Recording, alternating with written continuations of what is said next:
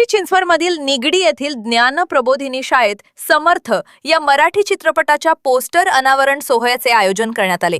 यावेळी चित्रपटातील सर्व कलाकारांनी प्रसार माध्यमांशी संवाद साधत चित्रपटाच्या निर्मितीविषयी माहिती दिली। तसेच हा चित्रपट मोठ्या संख्येने चित्रपटगृहात जाऊन पाहण्याचे आवाहन प्रेक्षकांना केले। आयान, आज तू काम केलेल्या समर्थ चित्रपटाचे पोस्टर रिलीज झालंय आणि त्या पोस्टरवर तू असा मोठा दिसतोयस, कसं वाटतंय? खूप भारी। आणि आम्हा सगळ्यांना माहिती आहे की चित्रपटासाठी आम्ही खूप मेहनत घेतली आणि अजून या चित्रपटात तू काय भूमिका केली आहेस? माझी भूमिका आहे की छोटा समर्थाचा रोल केला आहे मी। कसं वाटलं चित्रपटात भूमिका करण्याची? तुझी पहिलीच वेळ होती ना? हा, मला खूप भारी वाटलं आणि खूप गोष्टी शिकायला मिळाल्या नवीन। तुझं नाव काय? माझं नाव श्रीजय देशपांडे। तू काय भूमिका केली आहे चित्रपटात?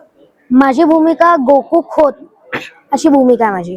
अच्छा, कसं वाटलं? तुझा पहिलाच अनुभव होता का शूटिंग? नाही, माझं पहिले पण खूप सारे फिल्म झालेत, म्हणजे 2 फिल्म झालेत। पहिली एक जी होती बाहुबली नावाची आणि आत्ताची दुसरी फिल्म आहे समर्थ नावाची। या चित्रपटातल्या कलाकार मोठे आहेत, तुला कशा पद्धतीने त्यांनी सामावून घेतलं? त्यांच्यासोबत काम करायला मजा आली आणि खूप काही नवीन शिकायला सुद्धा मिळालं। मोस्टली योगेश फुलफाकर दादा त्यांनी खूप चांगला आमच्याकडनं सगळे ऍक्टिंग काढून घेतली आमच्याकडनं, म्हणून आमची या फिल्म मध्ये खूप भारी ऍक्टिंग झाली आहे आणि मला योगेश दादा बरोबर काम करायला खूप मजा आली आणि बाकीच्या कलाकारांबरोबर पण। या चित्रपटाच्या शूटिंग मध्ये तुझ्या स्पेसिफिक काही लक्षात राहील असं कुठला सीन किंवा प्रसंग? हो, मी म्हणजे तसे खूप सारेच आहेत, म्हणजे प्रत्येक सीनच खूप भारी आहे, पण मोस्टली एक मला योगेश दादाने ऍडिशन दिलेली ते चड्डी वरती घालायची, ती मला खूप आवडलेली। माझं नाव अभिज्ञा। अच्छा, तू काय काम केलं या पिक्चर मध्ये? कुठली भूमिका केली? या पिक्चर मध्ये माझं काम आहे सुमा, एक छोटी सुमा। अच्छा, खोडकर आहे का समजूतदार आहे? समजूतदार। समजूतदार सुमा। कसं वाटलं तुला काम करताना पिक्चर मध्ये? छान वाटलं आणि हा माझा फर्स्ट एक्सपिरियन्स होता, तर मला अजून खूप काही छान पिक्चर करायचे। आणि कुठल्या मोठ्या कलाकारांबरोबर दोस्ती झाली की नाही तुझी? झाली। कोण आवडता दोस्त कोण? योगेश दादा, ईशा दीदी, शर्वरी ताई, पुष्कराज दादा आणि स्वप्ना माऊ। जय जय रघुवीर समर्थ। आज ज्ञान प्रबोधिनी विद्यालयामध्ये समर्थ या मराठी आगामी चित्रपटाच्या पोस्टरचा अनावरण प्रसंग आणि त्यानिमित्ताने सज्जनगडचे मुख्य स्वामी इथं उपस्थित होते, त्याचप्रमाणे आदरणीय चंद्रतनय दादा आणि ज्ञान प्रबोधिनी शाळेचे सर्व अभ्यासू विद्यार्थी आणि त्याचप्रमाणे प्राचार्य यांच्या उपस्थितीत हा सोहळा पार पडला। आज या चित्रपटासाठी सगळे मान्यवर कलाकार आणि चित्रपटाचे दिग्दर्शक योगेश फुलफगर देखील उपस्थित आहेत। चित्रपटाचा निर्माता होण्याचं एक निमित्त मात्र मला साधन मिळालं। हा खरं तर मी चित्रपट व्यावसायिक नाहीये किंवा चित्रपट काढणं हा माझा काही छंदही नाहीये, पण माझे सद्गुरू श्री ब्रह्मचैतन्य महाराज गोंदवलेकर ज्यांच्या मध्ये आपण समर्थ रामदास स्वामींचंच रूप बघत असतो, त्या ब्रह्मचैतन्य गोंदवलेकर महाराजांच्या जीवनामध्ये समर्थांचं तत्वज्ञान त्यांनी जीवनात जगून दाखवलं। आणि आज अशांततेच्या काळामध्ये खरं तर मनाचे श्लोक, आत्माराम, दासबोध हे सगळे ग्रंथ मनाच्या स्वास्थतेसाठी आहेत आणि ती मनाची स्वस्थता जनमानसामध्ये मिळावी। समर्थ हे केवळ एक व्यक्ती नाहीये, ते एक तत्व आहे। ते त्यांच्या ग्रंथामध्ये गवसतं, पण आजच्या काळात ग्रंथ कोणाला वाचायला वेळ आहे? त्यामुळे ह्या ग्रंथाचं तत्वज्ञान रंजक पद्धतीने लोकांसमोर यावं या एका उद्देशाने आपण हा समर्थ चित्रपट निर्माण केलेला आहे। आजची जी तरुण पिढी परमार्थाला एक निरर्थक किंवा म्हातारपणी करायचा विचार समजते, अशा तरुणाईने जर या विचारांचं सहाय्यभूत केलं तर त्यांच्या करिअरमध्ये त्यांना किती मोठी ग्रोथ मिळू शकते हे या चित्रपटातून आपण दाखवण्याचा प्रयत्न केला आहे। चित्रपट कधी प्रदर्शित होणार आहे? 14 ऑगस्टला हा महाराष्ट्रामध्ये सर्व चित्रपटगृहांमध्ये येणार आहे। आपण सगळ्यांना अत्यंत मनापासून विनंती आहे की जास्तीत जास्त राम भक्तांनी, समर्थ भक्तांनी या चित्रपटाचा आनंद घ्यावा, आपल्या मुलांना दाखवावा आणि परमार्थाचं महत्त्व त्यांच्या जीवनामध्ये लहान वयातच अधोरेखित करावं। पुष्कराज, आज या चित्रपटाचं पोस्टर लॉन्चिंग झालेलं आहे, जे चित्रपट आता पूर्ण झालेला आहे जवळजवळ, तर काय तुमचे एकूण अनुभव काय या चित्रपटाविषयी? अनुभव काय आहे म्हणजे मला काय कळलंय मी का चित्रपट केला याचं कारण एक सांगतो. अं,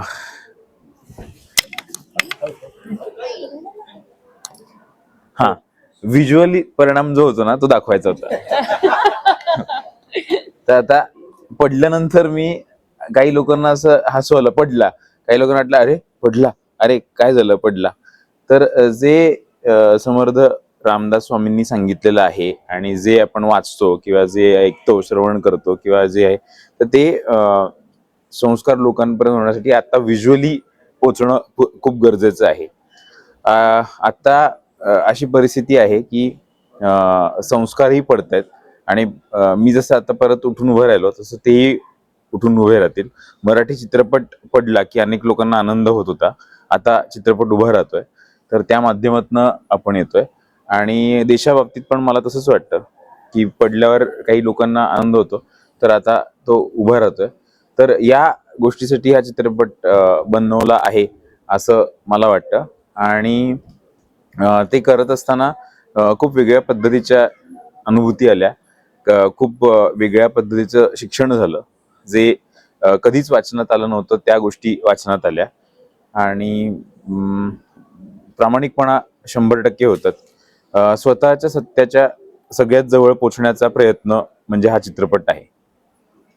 पुष्करात रंगभूमी, दूरचित्रवाणी आणि आता मोठा पडदा, पिंपरी चिंचवडमधला स्थानिक कलाकार ते मराठी रुपेरी पडद्यावरचा आता बऱ्यापैकी नामांकित स्टार हा प्रवास आमच्यासाठी खूप अभिमानास्पद आहे. तुला आजच्या काळात विनोदी चित्रपट वगैरे अशी क्रेज असताना थेट समर्थांच्या पिक्चरमध्ये काम करायला का होकार द्यावं असं वाटतं? मला माणूसच विनोदी आहे असं समजतात लोक आता, विनोदी चित्रपट करून. तर मला मला तपासून बघायचं होतं की लोक मला अशा भूमिकेत एक्सेप्ट करतात का. आणि मुळात म्हणजे ही निवड करण्यात आली याच्याबद्दल मी खूप ऋणी आहे. मला वेगवेगळ्या धाटणीचे रोल्स करायचे आहेत, म्हणजे एकाच धाटणीचे रोल्स करत राहावे असं वाटत नाही. जरी एका कॅरेक्टरमुळे मी खूप फेमस झालो असलो तरी सुद्धा, ज्याच्याबद्दल मला खूप मी त्या कॅरेक्टरचे आभार मानतो आशूचे, पण मला त्याच्या पलीकडे जाऊन वेगवेगळ्या गोष्टी आपल्याला जमतात का हे बघायचंय. तर प्रेक्षक कसं स्वीकारतात ते बघूया.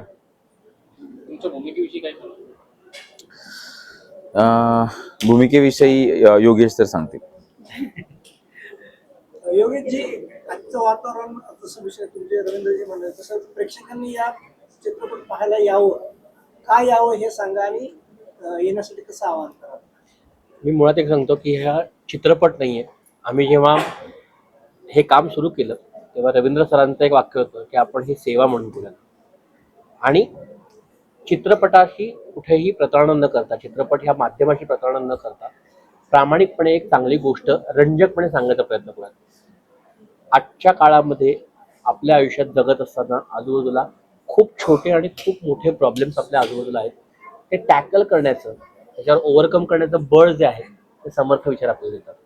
या निमित्ताने मी पण हे शिकलो, कारण खूप छोट्या छोट्या गोष्टी ज्या आपण आजूबाजूला उगाच त्याचे इश्यू करत असतो. आपल्या आजूबाजूला अनेक माणसं आहेत ज्याच्यावरती सहज मात करत असतात. कधी त्यांच्याकडे तो मंत्र पोचला, या तो मंत्र आपल्यामध्ये जागृत व्हावा, ती गोष्ट आपण जागरूकपणे बघावी. त्यामुळे समर्थ विचार हे अत्यंत सोप्या पद्धतीने आपल्या आजूबाजूच्या जगण्यामधनं वेचून ते कसे आचरणात आणायचे हा सांगण्याचा हा आमचा एक प्रामाणिक प्रयत्न चित्रपट आहे. आणि अत्यंत रंजक प्रकारे हा चित्रपट आम्ही करण्याचा प्रयत्न केला. त्यामुळे नक्की सगळ्यांना आवडेल आणि सगळ्यांनी पाहायला पाहिजे. कारण मोठी काहीतरी अडचण आली किंवा मोठी ठेस लागल्यावरच देव आठवावा असं नाहीये. देव बरोबर असेल तर कदाचित ते जे चढ उतार आहेत ते थोडे सोयीस्कर होतील, सुकर होतील. त्यामुळे आपल्या सहज वागण्यामध्ये, आचरणामध्ये आपण समर्थ विचार आणू शकतो, यासाठी हा सिनेमा केला. समर्थांचा जीवनपट मांडण्याचा, ते चरित्र मांडण्याचा प्रयत्न आहे. मी मुळात सांगतो, समर्थांचं चरित्र मांडण्याचा हा प्रयत्न नाही, समर्थांचा विचार मांडण्याचा प्रयत्न आहे. कारण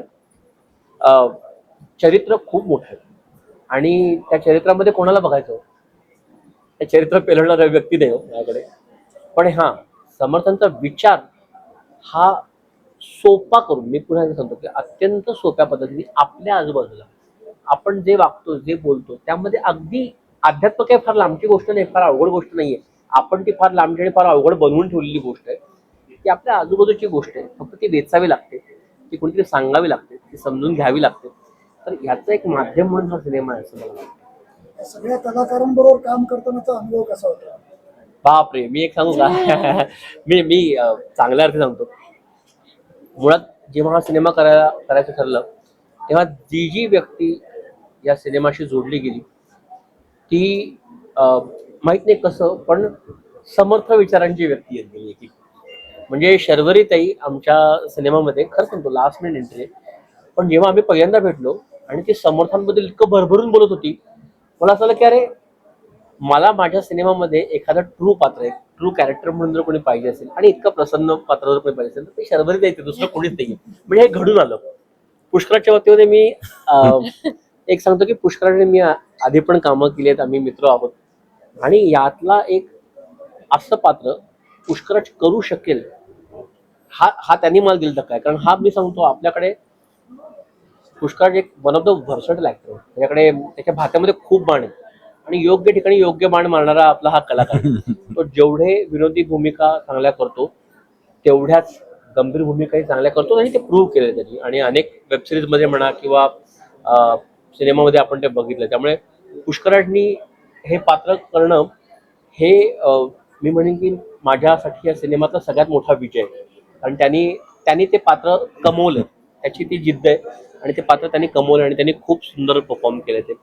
आणि हार्दिक सरांमधलं काय बोलू, हा माणूस दिसताना जेवढा मोठा दिसतो मनाने तेवढाच प्रेमळ आणि अत्यंत हळवा आणि अत्यंत संवेदनशील माणूस आहे.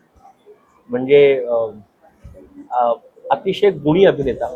मुळात मला या सगळ्यांबद्दल एक सांगावं असं वाटतं की हे यांच्या क्षेत्रामध्ये खूप मोठे आहेत सगळेजण, त्यामुळे मी तसा फार मोठा नाहीये.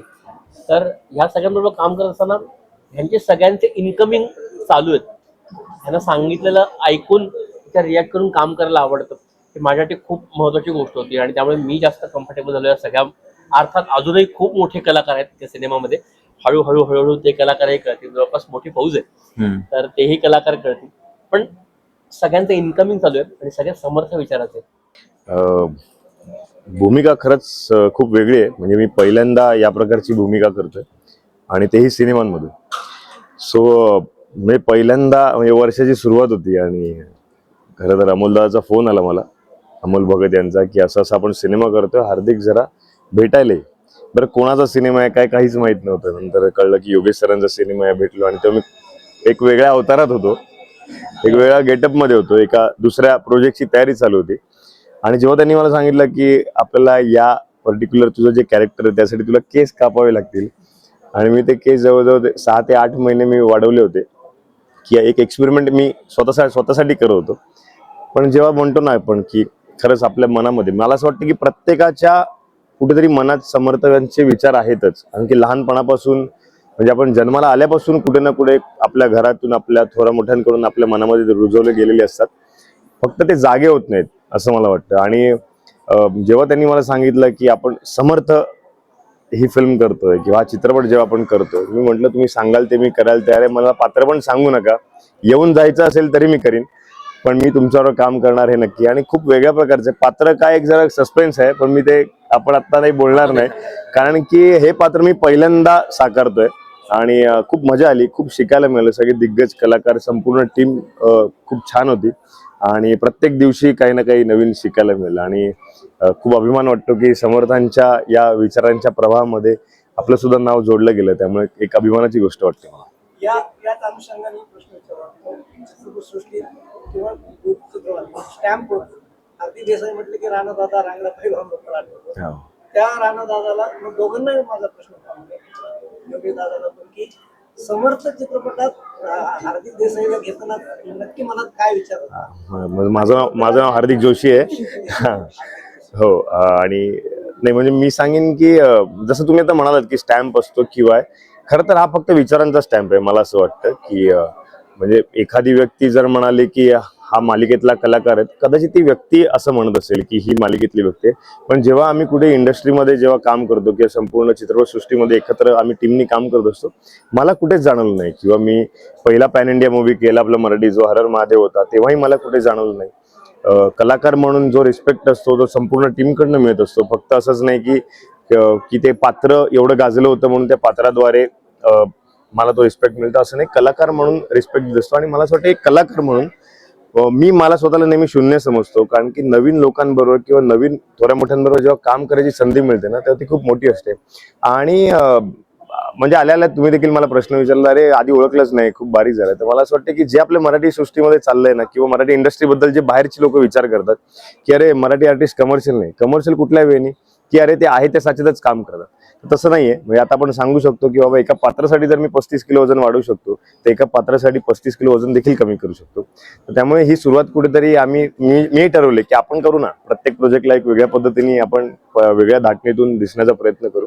त्यामुळे हा की विचारांचा स्टॅम्प आहे. मला असं वाटतं की ते प्रत्येकाच्या आणि आपण लोकांचे विचार काही थांबवू शकत नाही, पण आपण ते बदलण्याचा एक प्रयत्न देखील करू शकतो. आणि माझ्या मते सरांनी तर खूप प्रयत्न केला आणि मी खूप त्रास दिलाय त्यांना छोट्या छोट्या प्रत्येक वाक्यामध्ये की सर चुकतंय का, बरोबर आहे का.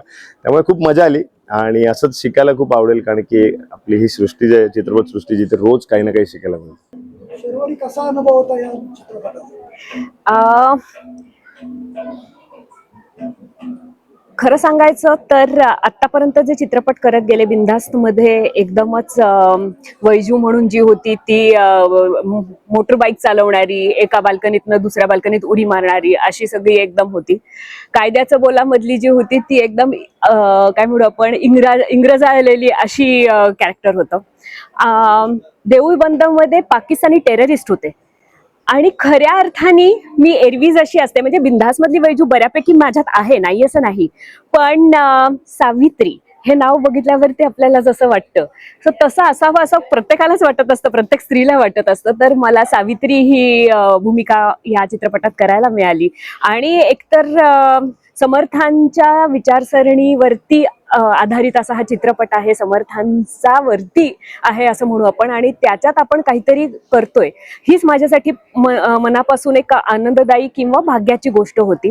त्यामुळे मी मागे म्हटलं तसं की आत्ताच योगेश सरांनी सांगितलं की माझी सगळ्यात लास्ट मिनिट एंट्री होती त्या चित्रपटातली किंवा काय, तर वेगळी अभिनेत्री ही एक भूमिका करणार होती, पण तारखांचा गोंधळ झाला आणि म्हणून ही भूमिका माझ्याकडे आली. त्यामुळे मी स्वतः समजते की समर्थांची इच्छा होती की त्यांच्या चित्रपटात मी असावं, म्हणून ही भूमिका माझ्याकडे आली.